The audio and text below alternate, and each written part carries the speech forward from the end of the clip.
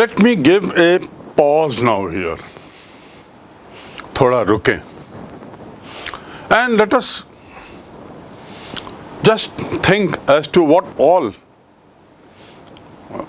we feel about the article that's preceding, the story that is preceding.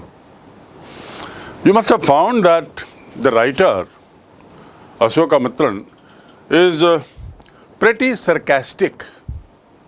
Sarcastic मतलब व्यंग्यात्मक. He has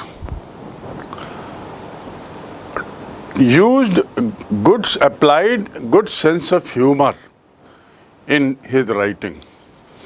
उन्होंने विस्तार से जब अपना जेमिनी लैब का, जेमिनी स्टूडियो का, मेकअप लैब का वर्णन किया है, तो लगातार एक के बाद एक मजाकिया अंदाज में कई चीज़ें उन्होंने बताई. For example, how I used to sit in a corner and just busy cutting paper. For example, the behavior of that office boy and the way he used to slap colors on the faces of the crowd. The way hierarchy was being strictly maintained, and so on and so forth. In the course of this, he mentions beautifully the evolution of Gemini Studio. When we proceed further, we'll again find that same sense of humor continuously being seen, noticed in that article. एक के बाद एक लगातार व्यंग्यात्मक तरीके से हल्के फुल्के मजाक के साथ लेखक ने उस काल के स्टूडियो के दृश्य का वर्णन किया है. Let us proceed further to know a little more about Subbu. Subbu, who was otherwise very talented. Here goes the article. You saw Subbu always with the boss. Subbu हमेशा अपने बॉस के साथ रहता था. But his name in the attendance roll was grouped under a department called the story department. वैसे तो वो boss के साथ ही घूमते रहता था, एक तरीके से उनकी छाया की तरह मंडराता रहता था उनके साथ साथ, लेकिन उसका जो नाम था अटेंडेंस रजिस्टर में, वो एक ऐसे ग्रुप में था जो ग्रुप था स्टोरी डिपार्टमेंट का, एक कहानी विभाग का. कहानी विभाग के लोगों के साथ उसका नाम डाला गया था. बिकॉज देखा जाए तो उसका तो वन मैन डिपार्टमेंट था, केवल फाइलों को बनाना न्यूज़पेपर की कटिंग से, उसमें कोई और तो था नहीं. तो इसलिए वो वन मैन डिपार्टमेंट ना करके स्टूडियो के मालिक ने उसका नाम किसी एक उसी के स्तर के डिपार्टमेंट में उसका नाम डाल दिया, और वो था कहानी विभाग. This story department also had one lawyer. Apart from writers and poets, लेखकों और कवियों का नाम तो उस रजिस्टर में था, उस विभाग में था, लेकिन उसके साथ एक लॉयर का नाम भी था, एक अधिवक्ता का नाम भी था, वकील का नाम भी था. This lawyer was also officially known as the legal advisor, कानूनी सलाहकार. अधिकृत रूप से, ऑफिशियली मतलब अधिकृत रूप से उसे कानूनी सलाहकार भी कहा जाता था. But everybody refer to him as the opposite. To refer मतलब उसको एक तरीके से उल्टा बोलना, लेकिन हर कोई उसे उल्टा ही बोलते थे. कानूनी सलाहकार तो उसका नाम था, उसका दर्जा था, उसका ओहदा था, उसके पद का नाम था, लेकिन शायद उसकी गतिविधियां ऐसी थी कि लोग उसका उल्टा ही बोलते थे. मे बी गैर कानूनी सलाहकार, illegal adviser kind of thing. So This was another very funny thing about people in the Gemini studio. अब क्यों बोलते थे, क्या है, थोड़ा आगे इस पे जानेंगे. An extremely talented actress,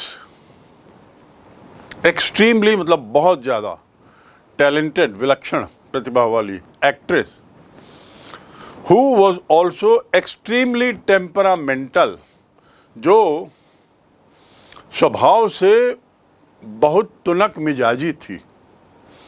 छोटी छोटी बात पे भड़क जाना, गुस्सा हो जाना, व्यवहार में बहुत तेजी से बदलाव आना, वो कहलाता है टेम्परामेंटल, तुनक मिजाजी व्यवहार. तो an extremely talented actress with an extremely temperamental attitude once blew over on the set. To blow over मतलब नाराज हो जाना, क्रुद्ध हो जाना. To blow over, blow माने वैसे फूंकना होता है, लेकिन blow over मतलब नाराज हो जाना. She blew over. किसी बात को लेकर मंच पर वो बहुत नाराज हो गई. And when everybody stood stunned, जब हर कोई भौचक्का था उसके इस व्यवहार पे. To be stunned मतलब भौचक्का हो जाना. I was stunned to see him driving motorcycle. I was stunned to see a 100-year-old man driving motorcycle. मैं 100 साल के व्यक्ति को मोटरसाइकिल चलाते हुए भौचक्का हो गया. It was a stunning performance. ऐसा परफॉर्मेंस जिसने सबको भौचक्का कर दिया, उसे कहेंगे stunning performance. Many a time Ravindra Jadeja has taken stunning catches. Ravindra Jadeja ने बहुत बार ऐसे कैच लिए हैं जो सबको भौचक्का कर देते हैं. This is called stunning. So when everybody was stunned, as everybody stood stunned, the lawyer quietly switched on the recording equipment. जब वो बहुत नाराज हो रही थी और अपनी नाराजगी को बता रही थी और सब भौचक्के थे, उसी समय ये लॉयर ने क्या किया, switched on the recording equipment. जो उसका रिकॉर्डिंग इक्विपमेंट था, जिसमें फिल्म की शूटिंग के दौरान लोगों की बात रिकॉर्ड होती है, उस रिकॉर्डिंग इक्विपमेंट को चला दिया. Switch on, to switch on मतलब चालू करना, स्विच ऑफ माने बंद करना. तो he switched on the recording equipment. When the actress paused for breath, सांस लेने के लिए जब वो थोड़ी रुकी, तो लॉयर ने उससे कहा, 1 minute प्लीज, एक बार थोड़ा रुके. वो गुस्सा हो रही थी, बड़बड़ा रही थी, चिल्ला रही थी, नाराज हो रही थी, और उसने रिकॉर्डिंग ऑन कर दिया. तो उसका एक गुस्सा और ये सब उसमें रिकॉर्ड हो गया. किसने ऑन किया? लॉयर महोदय ने. और जब वो थोड़ा गुस्से क्रोध में, जब थोड़ा सा उसने अपने को रोका सांस लेने के लिए, इससे पहले वो आगे गुस्सा होती, लॉयर ने कहा 1 मिनट थोड़ा रुकेंगे, और ऐसा कह के उसने उस मशीन को ऑन कर दिया, अर्थात उनकी आवाज़ को सुनाया. 1 minute please, and played back the recording of what all she had said in anger. गुस्से में उसने जो भी कहा था वो तो उसने रिकॉर्ड कर लिया वकील ने, और अब यहाँ उसको कहा, मैडम 1 मिनट रुकिए, सुनिए थोड़ा, और उसको सुना दिया. There was nothing incriminating or unmentionably foul. उस रिकॉर्डिंग में जितना उसने किया था, उसमें निर्माता के विरुद्ध अभिनेत्री के क्रोधपूर्ण जो भाषण था, जो दे रही थी, गुस्सा दिखा रही थी, उसमें निर्माता के विरुद्ध उसने कुछ भी दोषारोपण नहीं किया था, कुछ अकथनीय या गंदी बात नहीं कही थी, कुछ भी नहीं था, लेकिन गुस्से का इजहार कर रही थी किसी बात को लेकर. लॉयर ने उस बात को सुना दिया. देयर वॉज नथिंग इनक्रिमिनेटिंग मतलब जैसे कहेंगे दोषारोपण से परिपूर्ण, आपत्तिजनक. इनक्रिमिनेटिंग मतलब आपत्तिजनक. And there was nothing incriminating और अनमेंशनेबली फाउल, और ऐसा भी अकथनीय कोई बात नहीं थी. फाउल माने बुराई, फाउल माने कोई बुराई, ऐसी कोई अकथनीय बात भी नहीं थी। किसके खिलाफ? निर्माता के खिलाफ। In the tirade against the producer. Tirade माने जो तेजी से भाषण दे रही थी, जो तेजी से ब्ला ब्ला ब्ला करके जो सुनाई जा रही थी, उसे कहते हैं टिरेड। तेजी से बहुत अपना गुस्सा दिखाना, नॉन स्टॉप बोलते जाना, एक तरफा बोलते चले जाना, उसे कहेंगे टिरेड। तो वो टिरेड में ऐसा आपत्तिजनक कुछ भी नहीं था, कुछ भी गंदी बात नहीं थी। But when she heard her voice again through the sound equipment she was dumb struck. लेकिन जब उसने अपनी आवाज़ सुनी, उस एक्ट्रेस ने, लॉयर ने जब रिकॉर्डिंग को चलाया, और चलाने के बाद जब इस एक्ट्रेस ने अपनी आवाज़ सुनी, तो she was dumb struck. Dumb मतलब गूंगा, स्ट्राइक से बना स्ट्रक, और वो भौचक्की हो गई, वो गूंगी हो गई। गूंगी हो गई मतलब एकदम कहना चाहिए कि कुछ बोल नहीं सकी, एकदम घबरा गई, जबकि उसमें कोई गलत बात उसने नहीं कही थी। अपने गुस्से का इजहार किया था कि बस किसी बात को लेकर, और यहाँ उसको नाराजगी किस बात, क्यों डम्ब स्ट्रक हो गई, इतना क्यों हड़बड़ा गई? क्योंकि उसको अंदाज नहीं था कि उसका ये गुस्सा रिकॉर्ड हो रहा है। उसको लगा मेरे साथ धोखा हो गया, और वो धोखे वाली दुनिया की लड़की नहीं थी। When she heard her voice again through the sound equipment, she was dumbstruck. A girl from the countryside. Countryside मतलब होता है गांव। Countryside यानी गांव। याद रखेंगे, village and countryside is same. Countryside माने गांव। She was from a countryside. वो एक गांव से आई हुई महिला थी, एक्ट्रेस थी। She hadn't gone through all stages of worldly experience. दुनियादारी के हर पड़ाव से वो नहीं गुजरी थी। वो तो एक गांव से आई हुई एक्ट्रेस थी, बिल्कुल नई थी।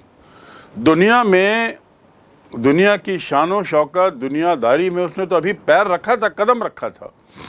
तो ग्रामीण पृष्ठभूमि से आई हुई लड़की, ये एक्ट्रेस, उसने तो दुनियादारी ऐसी देखी नहीं थी, और वर्ल्डली एक्सपीरियंस, दुनिया के ऐसे अनुभवों से उसका सामना नहीं हुआ था जो सामान्यतया generally proceed a position of importance and sophistication on that she had found herself catapulted into.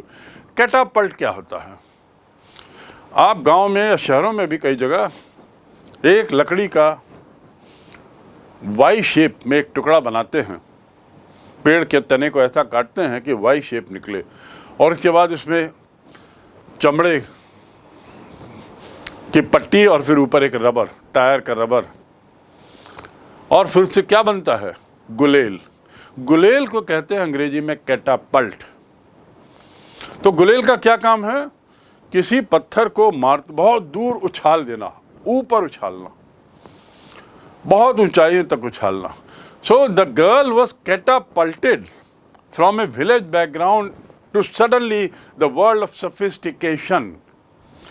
बहुत sophisticated world, बहुत ऐसी दुनिया में आ गई थी जहाँ उसका बहुत महत्व था, बहुत sophisticated, अलग ढंग की दुनिया में वो अचानक अपने को पाती है। और इस जंप में, ग्रामीण पृष्ठभूमि से उस हाइट तक पहुंचने के दौर में, उसने दुनिया को ज़्यादा नहीं देखी थी। वो तो अचानक बहुत अच्छी एक्ट्रेस बन गई थी। She never quite recovered from the terror she felt that day. Terror मतलब घबराहट, भयंकरता।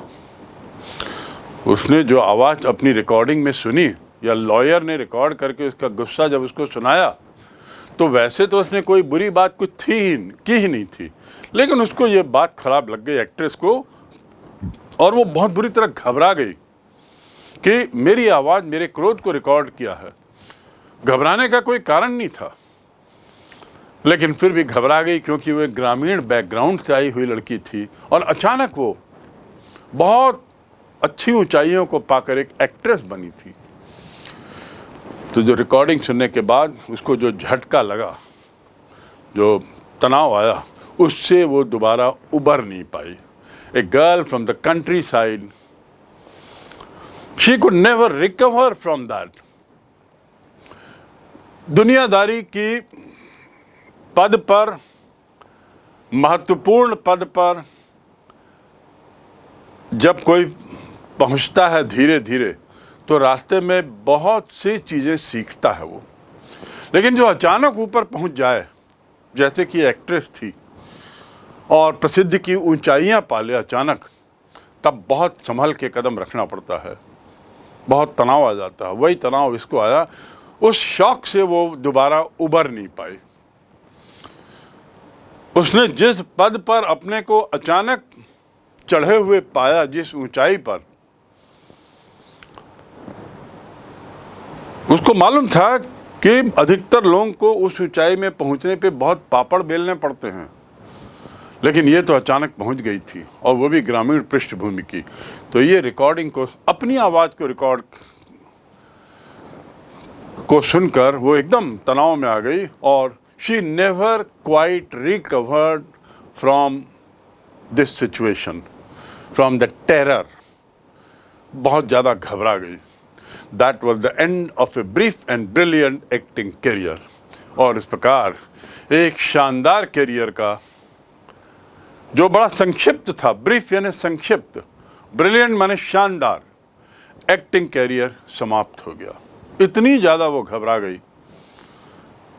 तो इसीलिए राइटर कह रहे हैं, अशोक मित्रन, कि वो जो लॉ एडवाइज़र थे, कानूनी एडवाइज़र, लीगल एडवाइज़र, वास्तव में लोग उनको उल्टा बोलते थे। क्या बोलते थे? Illegal adviser.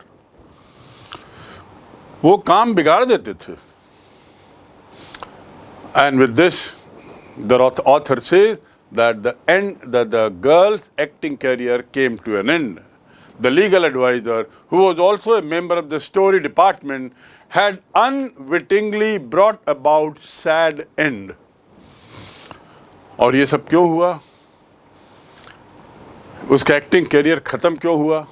क्योंकि ये लीगल एडवाइज़र महोदय ने जो वो भी स्टोरी डिपार्टमेंट के तो एक मेंबर थे, अनविटिंगली, अनजाने में, उनकी ये मंशा नहीं थी कि लड़की का एक्टिंग करियर ख़त्म हो, पर उनकी मंशा थी लड़की को बताना कि बहुत क्रोधित हो गए हो तुम, एक्ट्रेस को बताना कि तुम बहुत क्रोधित हो गए हो, ये बताने की मंशा थी। पर दुर्भाग्य से हुआ क्या? Unwittingly brought about the sad and. बड़ा दुखदाई अंत करवा दिया उन्होंने। किसका? उस एक्ट्रेस की एक्टिंग करियर का। बहुत दुखदाई अंत लीगल एडवाइज़र की उस हरकत के कारण हो गया। अच्छा, वो लीगल एडवाइज़र जो थे, उनकी एक और विशेषता थी। सुब्बू के बारे में इतना लंबा चौड़ा बताने के बाद, after talking so long about Subbu, author is now targeting the legal adviser and his habits. And so now he says, not only was he a kind of illegal advisor, but he was something different also. While every member of the family, which family? Gemini family. Gemini में काम करने वाले जो सभी सदस्य थे, they wore a kind of uniform. एक uniform पहन के वो आते थे। और वो यूनिफॉर्म क्या होता था? ऐसा नहीं कि उसका बिल्कुल एक ही जैसा बनावट हो, लेकिन हाँ, खादी की dhoti with a slightly oversized and clumsily tailored white khadi shirt. Slightly oversized जो यूनिफॉर्म थी, ऐसी अनाउंस नहीं हुई थी कि सबको इसमें आना है, लेकिन उस समय की प्रथा थी। ये कब की बात कर रहा हूँ? फ्रीडम मूवमेंट के दौरान की बात। Before India became free, most of the people were wearing khadi, and Gemini Studio was no different. We will learn further about khadi in this very story. But right now what you should know is that while every person wore khadi dhoti and slightly over size, थोड़ा बड़ा, over size यानी बड़ा, size से बड़ा, slightly माने थोड़ा। Clumsily tailored white khadi shirt, clumsily tailored मतलब थोड़ा सा ऐसे ही सिला हुआ सफ़ेद खादी का शर्ट। तो खादी की धोती पहनते थे और सिला हुआ खादी के शर्ट पहनते थे। The legal adviser, he wore a pant and a tie. While most of them wore khadi dress, this legal advisor wore pant and a tie and sometimes a coat that looked like a coat of mail. Post office का coat दिखता था, जैसे post office के postman पहनते हैं उसी ढंग का वो कोट पहन के आ जाते थे, टाई पहने रहते थे, पैंट रहती थी, और जबकि बाकी सब लोग खादी के कपड़ों में रहते थे। तो इस मामले में भी लीगल एडवाइजर थोड़े से अलग ही थे। Often he looked alone and helpless, तो अधिकतर अकेले ही दिखते थे, उनके आसपास कोई नहीं रहता था, आदमी ही ऐसे थे। एंड हेल्पलेस, और बड़े असहाय टाइप के लगते थे, किसी से उनकी बातचीत नहीं थी ज़्यादा, अपने ही दुनिया में अलग रहते थे और सोचना भी अलग था। आखिर अलग क्यों हो गए थे? कपड़ों के कारण और एक्ट्रेस के साथ जैसी उन्होंने हरकत की उसके कारण, और एक कारण और था, वो था ए man of cold logic in a crowd of dreamers. वो जो व्यक्ति थे वो बड़े लॉजिक की बात करते थे, हमेशा तर्क की बात करते थे, हर बात में तर्क ले आते थे। आखिर पेशे से वकील थे तो तर्क तो लाएंगे ही।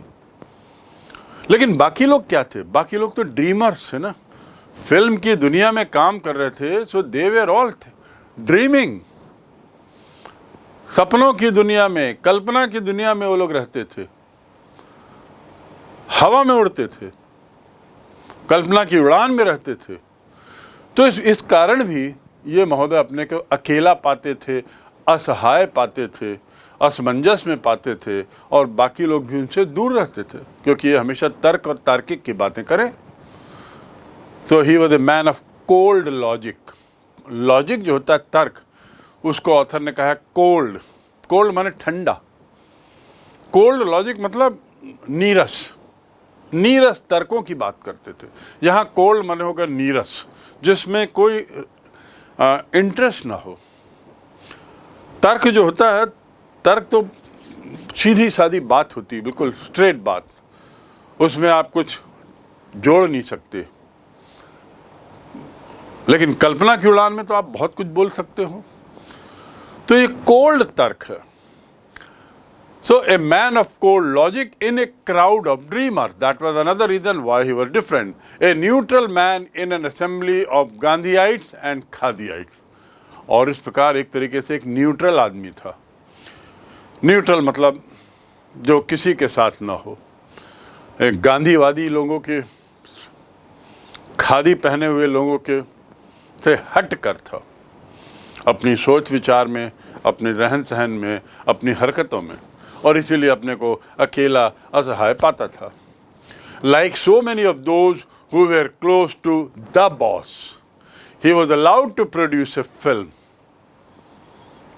and though a lot of raw stock and pancake were used on it, not much came out of the film. Though means yadyapi. Though means yadyapi. Like so many of those who were close to the boss, boss के जो निकट थे, उनको, बहुत लोगों को boss ने film बनाने का मौका दिया था, और उसी प्रकार लीगल एडवाइजर को भी मौका मिला। और जब उन्होंने फिल्म बनाई तो बहुत पैनकेक का उपयोग किया, खूब सारे मेकअप मटेरियल का उपयोग किया, लॉट ऑफ रॉ स्टॉक और बहुत सारे माल का उपयोग किया। एंड पैनकेक्स वेर यूज, लेकिन not much came out of it, उससे ज़्यादा कुछ मिला नहीं। अर्थात बहुत पैनकेक खर्च हुआ, बहुत सामान लगा, लेकिन फिल्म चली नहीं। It was a kind of flop. Then one day the boss closed down the story department. एक दिन बॉस ने वो डिपार्टमेंट, वो विभाग ही बंद कर दिया. He closed it down. And this was perhaps the only instance in human history where a lawyer lost his job. और इस प्रकार ये एकमात्र उदाहरण संभवतः दुनिया के इतिहास में बन गया. Perhaps, संभवतः, only instance, उदाहरण, संभवतः यह एकमात्र उदाहरण बन गया मानव इतिहास में जहां एक वकील को अपनी नौकरी खोनी पड़ी या एक वकील की नौकरी खा दी गई. क्यों? Because poet were asked to go home. क्योंकि स्टोरी डिपार्टमेंट बंद हुआ तो कवियों को कहा गया भाई अब आप लोग अपने अपने घर जाएं, अब ज़रूरत नहीं है. तो परिणाम क्या हुआ? जब डिपार्टमेंट ही बंद हो गया तो ये जो सज्जन थे, जो महोदय थे, लीगल एडवाइज़र, इनकी भी नौकरी ख़त्म हो गई. और इस प्रकार राइटर से कि again with this great sense of humour कि वकील जैसा आदमी जो तर्क में बातें करता हो संभवतः पहली बार नौकरी खोया होगा. और ये उसका एकमात्र उदाहरण मानव इतिहास में संभवतः है. बहुत हास्यास्पद बात उसने कही है लेखक ने. So this is how we find this chapter. Incriminating means क्या होता है? टेम्परामेंटल तो मैंने बताया, तुनक मिजाजी. टू ब्लो ओवर मतलब उड़ा देना, शांत कर देना. इनक्रिमिनेटिंग मतलब दोषारोपण वाले, दोषारोपण जिसमें किया हो. She never said anything which was incriminating, आपत्तिजनक, दोष लगाते हुए बात कुछ नहीं था. टिरेड आई टोल्ड यू, एक बड़ा क्रोधपूर्ण भाषण, गुस्से में दिया गया भाषण जो होता है वो टिरेड, जिसमें एक पक्षी आप लगातार बोलते चले जा रहे हो. और शी वाज स्टक डम, दैट मीन्स ना बोल पाई, बिल्कुल चुप हो गई. कैटापल्ट गुलेल. तो इस प्रकार ये भी एक बड़ी हास्यास्पद बात हुई कि अन्य लोगों ने एक वकील की नौकरी खा दी. Now we come to the sixth para. The sixth para is further about the Gemini Studio. एक एक करके अलग अलग एस्पेक्ट को लेते हुए writer is speaking about Gemini studio. सबसे पहले शुरू करते हैं वो कहाँ स्थित था, भवन कैसा था, उसके बाद वो बताते हैं अनुशासन आदि की बातें, फिर अपना कमरा, उसके बाद वहाँ का माहौल कैसा हुआ करता था, और ऐसा करते हुए शुब्बू, और फिर उसके बाद लॉयर. अब किसका नंबर है? Next what? And here author starts. Gemini studio was the favourite haunt of poets. Gemini studio जो हुआ करता था वो कवियों का एक अड्डा हुआ करता था. हॉन्ट माने अड्डा, शिकार, हॉन्ट जहाँ पर एक अड्डा इकट्ठा हो जाते हैं. और बड़े बड़े कवि वहाँ आते थे, like S D S. Yogiyar, Shangu Subramanyam, Krishna Shastri and Harindranath Chattopadhyay. Some of the good names in those days. And you see again from different states, one Bengali, a Tamilian, Kannada, etc. It had an excellent mess. और क्यों ना आए कभी लोग वहाँ पे, क्योंकि उसका जो मेस था बड़ा शानदार था, जहाँ पे खाना आदि मिलता था, नाश्ता आदि मिलता था. Excellent mess which supplied good coffee at all times of the day and for most part of the night.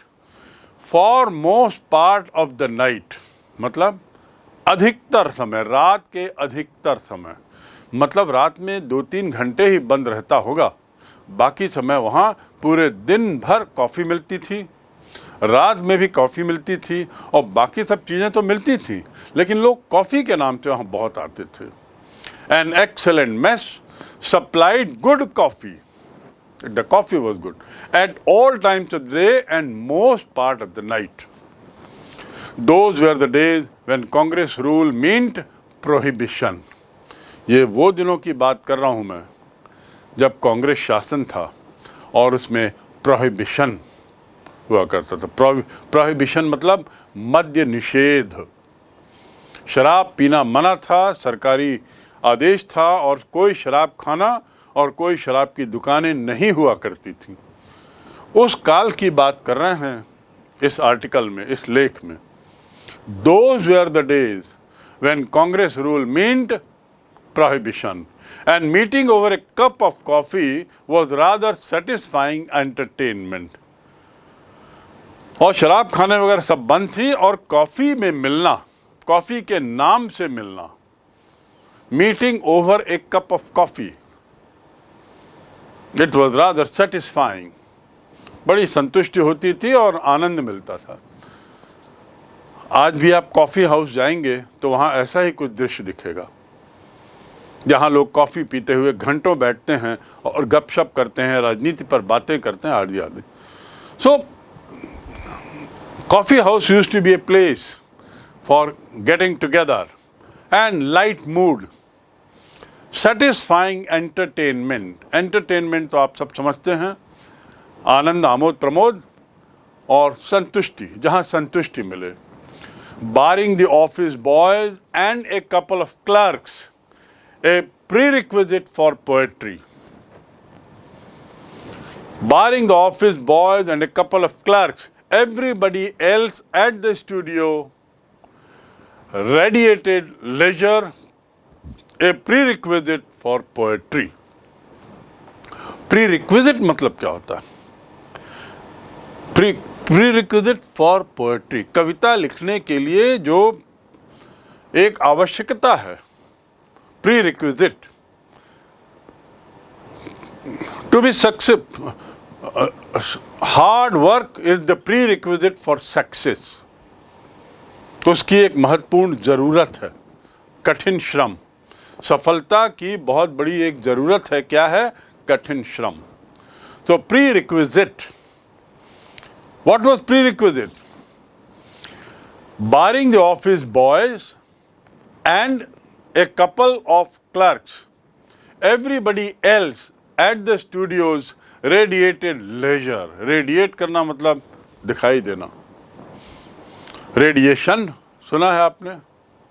विकिरण, रेडिएशन यानी विकिरण। रेडिएट करना मतलब प्रभाव छोड़ना। I am radiating with confidence. मेरे चेहरे से विश्वास का प्रभाव छूट रहा है, दिखाई दे रहा है। तो हियर ऑफिस बॉयज़ को छोड़कर और कुछ एक कपल ऑफ क्लर्क्स, कपल मतलब जोड़ी होता है, लेकिन यदि हम यूज़ करते हैं एक कपल ऑफ क्लर्क मतलब कुछ लोग, कुछ clerk. Can you get me a couple of mangoes? इसका मतलब ये नहीं कि दो मैंगो, वैसे तो कपल का अर्थ दो होता है, हस्बैंड वाइफ, केवल हस्बैंड और वाइफ, दो, पति और पत्नी। लेकिन यहाँ पर एक कपल ऑफ मैंगोज मतलब होगा कुछ आम दे दो। तो बारिंग मतलब को छोड़कर, बार करना मतलब रोकना। I have been barred from appearing in the examination, मुझे परीक्षा में बैठने से रोक दिया गया है। I have been barred from appearing in the examination. Age bar आपने पढ़ा होगा, एज बार, उम्र की सीमा, बार यानी सीमा। सो यहां पर barring few clerks and office boys, office boys और क्लर्क को छोड़कर, उनके अतिरिक्त एवरीबडी एल्स रेडिएटेड लेजर, हर कोई, लेजर मतलब फ्री समय, हर कोई व्यक्ति बिल्कुल ऐसा दिखता था मानो उनके पास बहुत समय है। क्लर्क लोग व्यस्त रहते थे, ऑफिस बॉयज व्यस्त रहते थे, लेकिन बाकी लोग जो वहाँ आते थे ऐसा लगता था उनके पास समय ही समय है। रेडिएटेड लेजर टाइम, मानो उनके पास बहुत समय है। और आखिर ये लोग कौन थे? कवि लोग थे। कवियों के लिए ये जरूरी है कि उनके पास बहुत समय हो, खाली समय हो, जिसमें वो निश्चिंत होकर, शांत मन से, तल्लीन होकर, बिना किसी रुकावट के, बाधा के वो कवियों की कविताओं की पंक्तियाँ सोच सकें, कविताओं की पंक्तियाँ रच सकें। तो इस प्रकार ये लोग आते थे, वहाँ बड़े शांत मन से बैठते थे। Pre requisite for poetry, I hope you have understood the meaning of the word pre requisite. Most of them वोर khadi and worshipped Mahatma Gandhi. But beyond that, they had not the faintest appreciation for political thought of any kind. ये लोग अधिकतर खादी पहनते थे। Wear, wore, worn. To wear माने पहनना, wore माने पहना। क्या पहना? खादी की ड्रेस पहनते थे। And worshipped गांधी जी, और गांधी जी की पूजा करते थे, गांधी जी को मानते थे। पूजा करने के तात्पर्य है मानना। गांधी को मानते थे ये लोग, लेकिन उसके आगे they had not the faintest appreciation. फेंट मतलब, एक तो होता है फेंट हो जाना, मतलब बेहोश हो जाना। ही fainted while standing in the assembly. You will find some boys and girls faint. आप लोग असेंबली में खड़े होते हुए कई बार पाओगे कि वो कई लोग बेहोश होकर गिर जाते हैं। वो एक तो फेंट वो हुआ, और फेंट होना मतलब विस्मृत होना, मेमोरी से दूर चले जाना, हट जाना। आई हैव ए फेंट मेमोरी ऑफ माई चाइल्डहुड। मुझे अपने बचपन के बहुत कुछ कम याद है। फेंट मेमोरी, बहुत हल्का हल्का याद है। तो यहाँ पर ऑथर इज सेइंग कि faintest memory of beyond that they had not the faintest appreciation. प्रशंसा, समझ। appreciation मतलब समझ। I cannot appreciate what you are saying. एक तो होता है प्रशंसा करना और एक अर्थ होता है समझना। It is beyond my appreciation. आप जो कह रहे हो वो मेरी समझ के बाहर है। I hope you appreciate what I am saying. उम्मीद है कि आप मेरी बात समझ रहे हो। एप्रिशिएट का मतलब होता है प्रशंसा करना, लेकिन यहाँ पर क्या अर्थ हो रहा है इस कॉन्टेक्स्ट में? समझना। तो I hope you appreciate what I am saying. उम्मीद है कि आप समझ रहे हो मैं क्या बोल रहा हूँ। सो यहाँ पर here author says they had not the faintest appreciation. बहुत दूर दूर तक उनको समझ नहीं थी किस बात की? For political thought of any kind. किसी भी तरह की विचारधारा की समझ उनको नहीं थी, राजनीतिक विचारधारा की। अर्थात बड़ी हल्की फुल्की बातें करते थे वहाँ के। आखिर कवि लोग थे वे लोग। खादी तो पहनते थे, गांधी को मानते थे, लेकिन राजनीतिक विचारधाराओं से दूर दूर तक उनका कोई ताल्लुक नहीं था। अर्थात बड़े गैर राजनीतिक नेचर के लोग थे ये लोग जो वहाँ के बैठते थे। Naturally they were all averse to the term communism. To be averse to मतलब खिलाफ होना, विरोध में होना। I am averse to the idea of going to Vaishno Devi during peak corona time. I am averse to the idea of driving motorcycle to Shimla. मैं शिमला जाने के विचार, मोटरसाइकिल में शिमला जाने के विचार के खिलाफ हूँ। To be averse to, so what is the author saying? तो टू बी एवर्स टू मतलब खिलाफ होना। So author is saying naturally they were all averse to the term communism. चूँकि उनकी कोई अपनी विचारधारा नहीं थी, वहाँ जो लोग आके बैठते थे, कॉफ़ी में गप मारते थे, गपशप करते थे, समय गुजारते थे, समय बहुत था उनके पास, इनकी कोई विचारधारा नहीं थी, तो स्वाभाविक है, नेचुरली मतलब स्वाभाविक रूप से ये लोग साम्यवाद, कम्युनिज्म के खिलाफ थे। गांधी के कपड़े पहनते थे, खादी के कपड़े पहनते थे, गांधी जी को मानते थे, तो ऐसे लोग तो कम्युनिज्म के खिलाफ ही रहेंगे। कम्युनिज्म एक विचारधारा है, एक सोच है, बिल्कुल गांधी की सोच से बिल्कुल अलग। तो इसलिए ऑथर कह रहे हैं स्वाभाविक रूप से, चूँकि ये लोग खादी के कपड़े पहनते थे, गांधी को मानते थे, स्वाभाविक रूप से ये लोग साम्यवादी विचारधारा के सख्त खिलाफ थे। A communist was a godless man. जो एक कम्युनिस्ट होता है वो भगवान को नहीं मानता। ही हैड नो फिलियल और कॉन्जुगल लव, और न ही किसी से प्रेम करता है, ना भाई बहन से न पत्नी से। फिलियल मतलब भाई बहन, फिलियल लव, और कॉन्जुगल मतलब पत्नी से प्रेम करना। जो एक मार्क्सिस्ट होता है, कम्युनिस्ट विचारधारा में जो विश्वास करता है, वो एक तरीके से बड़ा अजीब आदमी रहता है। उसे प्यार मोह से कोई मतलब नहीं, ना पत्नी से प्रेम करता है, ना अपने भाई बहनों को मानता है, उनसे दूर ही रहता है। फिलियल लव, भाई बहन से प्यार, याद रखेंगे। और कॉन्जुगल लव मीन्स पत्नी से प्यार। तो भगवान में विश्वास नहीं करता है कम्युनिस्ट। स्नेह प्यार मोहब्बत की तो बात ही दूर। He had no compunction about killing, no compunction, to have no compunction माने बिना किसी हिचक के, to have no compunction माने बिना किसी हिचक के, बिना किसी हिचक के वो किसी को मार भी डालेगा। He had no compunction about killing his own parents, अपने माँ बाप को भी मारने में उसे कोई हिचक नहीं होगी, अपने बच्चों को भी मारने में हिचक नहीं होती। ये होते हैं कम्युनिस्ट लोग। जो पक्के कम्युनिस्ट होते हैं उनकी सोच बड़ी अलग रहती, उनकी दुनिया बिल्कुल अलग रहती। आप भारत में जहाँ कम्युनिज्म है उसके बारे में आप पढ़िए तो आपको मालूम होगा कि कम्युनिस्ट विचारधारा कैसी है। They don't believe in God,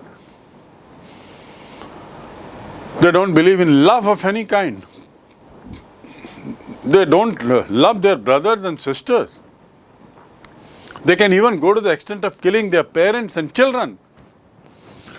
He was always out to cause and spread unrest. वो लोग हमेशा तैयार रहते हैं अशांति फैलाने के लिए। Cause unrest, unrest मतलब अशांति।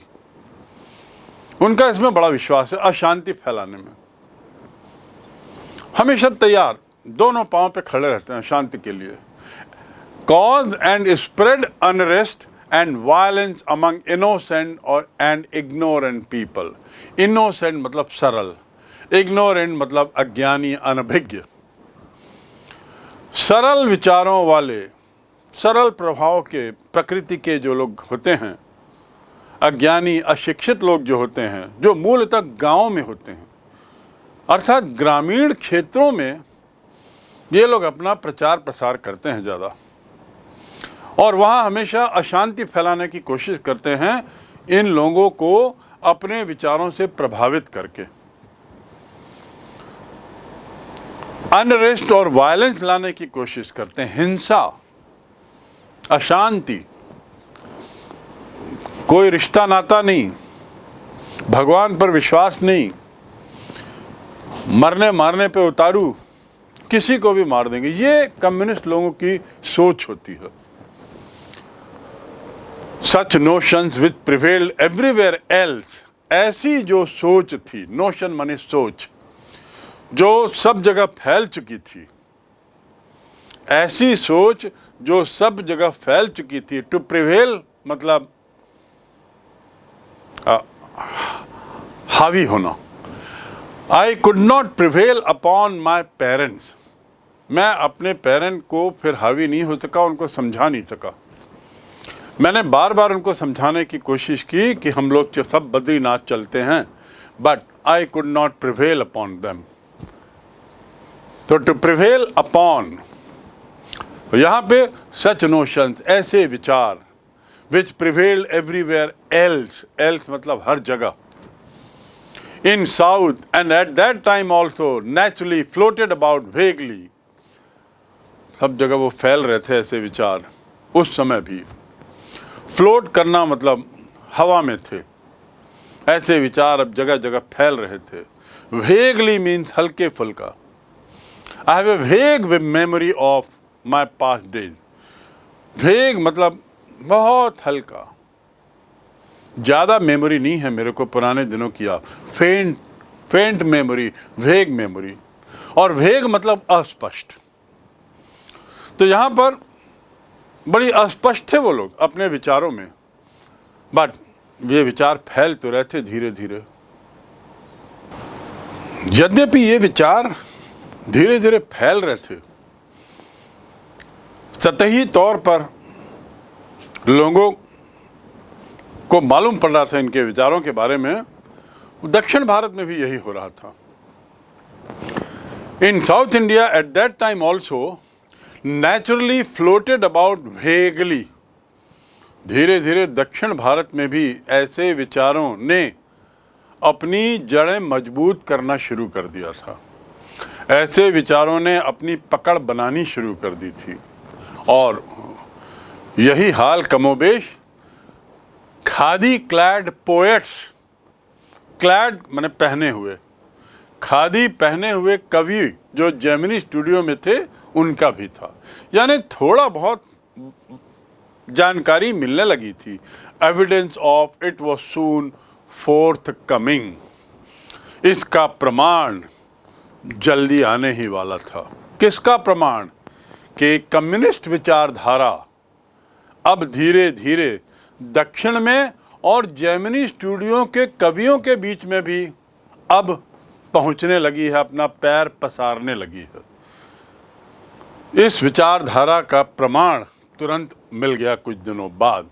एविडेंस यानी प्रमाण, of it was soon fourth coming, कुछ दिनों में इसका प्रमाण तुरंत मिल गया। अब वो क्या प्रमाण था? ऐसा क्या प्रमाण था जिससे साबित हो गया कि जेमिनी स्टूडियो के कवि लोग भी, जो वैसे तो खादी के कपड़े पहनते थे, गांधीवादी विचारधारा के लगते थे, राजनीति से कोई ताल्लुकात नहीं था उनका, धीरे धीरे इस विचारधारा का असर उन पे होने लगा है। इसका उदाहरण पैरा 7 में आप देखिए।